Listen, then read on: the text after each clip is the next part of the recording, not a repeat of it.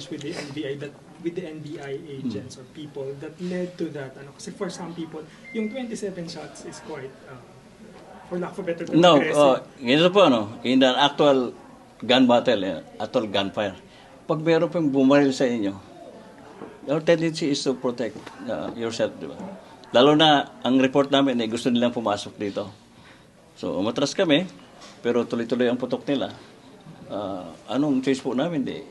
Papaputok din po kami to prevent them from coming in. So yung the rest of the shots po were directed at them?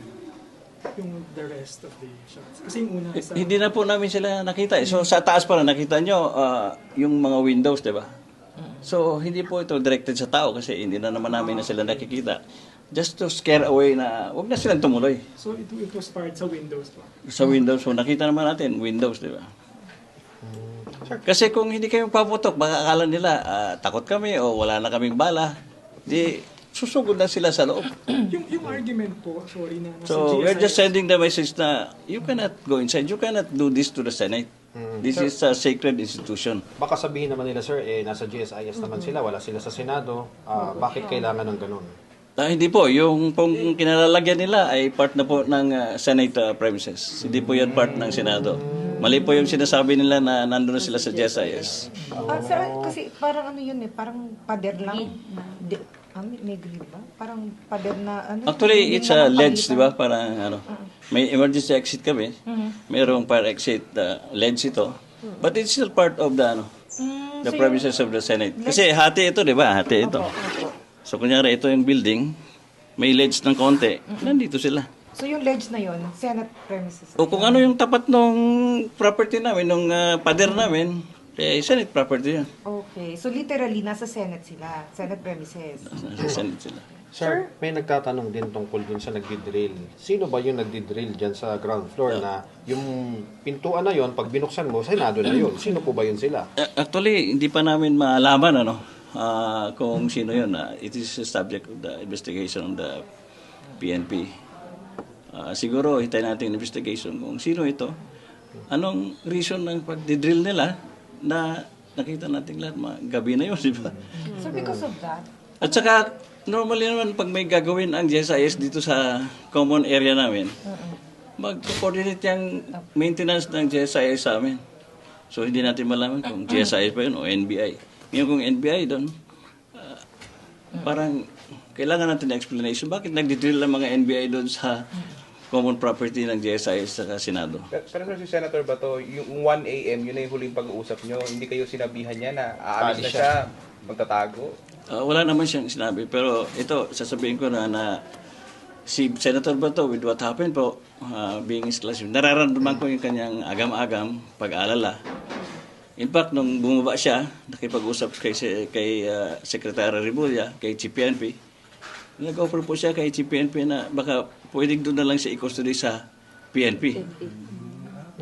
Nag-offer siya, sir? Paano po yun, sir? Nag-offer siya? Nag-offer po si General Bato. Ito, totoo po, hindi pa, siguro, hindi pa narinig. But I'm just being honest, dahil nandun ako sa meeting ni Secretary Remulla at saka Senator Bato at saka ni CPNP. Nag-offer po siya na kung pwede, doon lang siya i-custody kasi parang nararamdaman ko na he feels he's not safe anymore dito sa Senado with what is happening.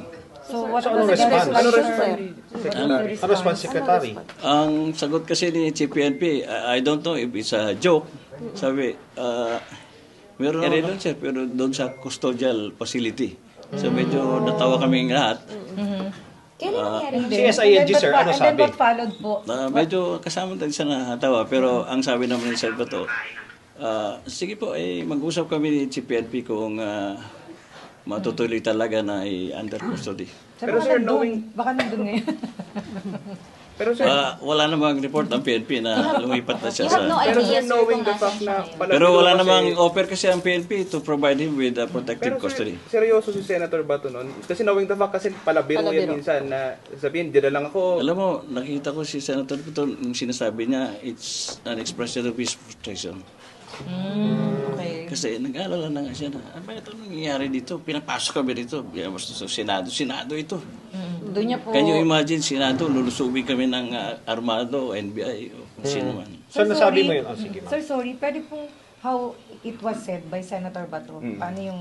Si Senator Bato po, magbiro, di ba? Kilala natin lahat. But the way I sense it, parang merong serious na pagsasabi at merong Na, kasamang pag-alala sa kanyang seguridad. and then, General, paano pagkakasabi niya? Paano yung pagkakasabi?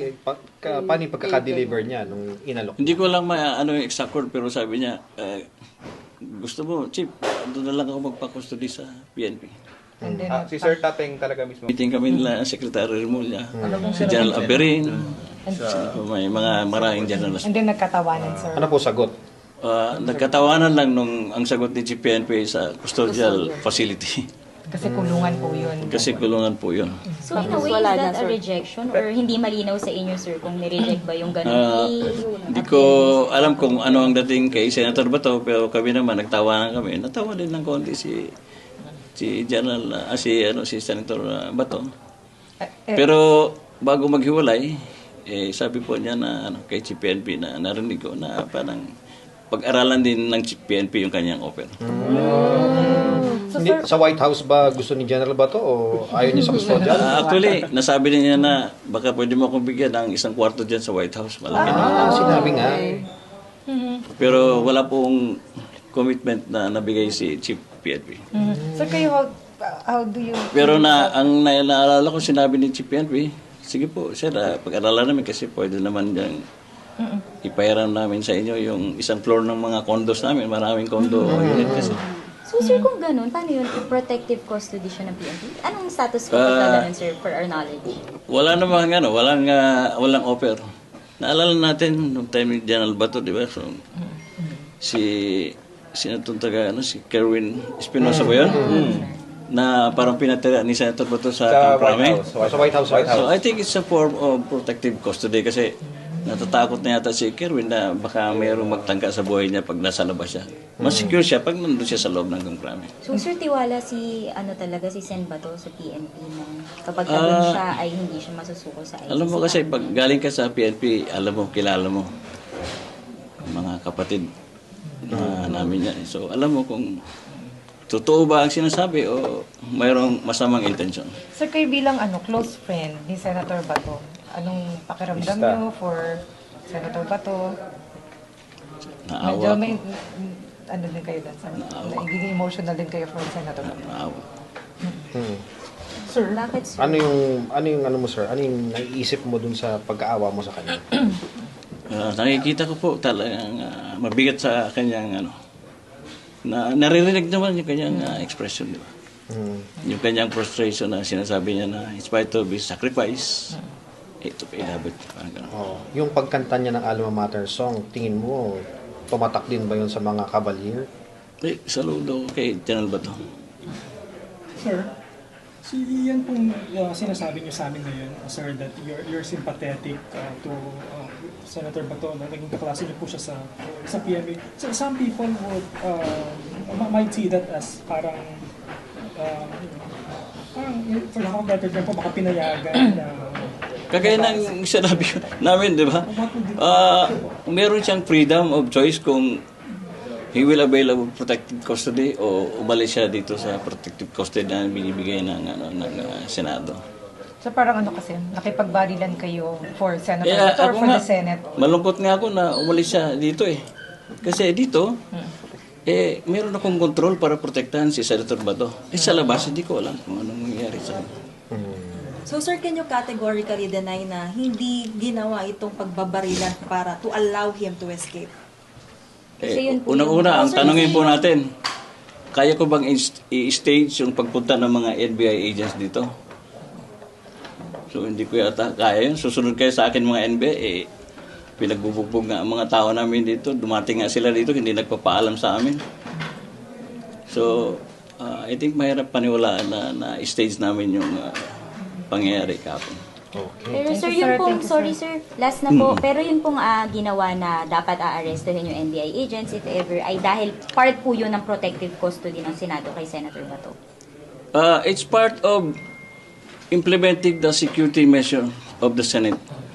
Kasi po, bago po ako nagpunta doon, nanggaling po ako sa mga senador.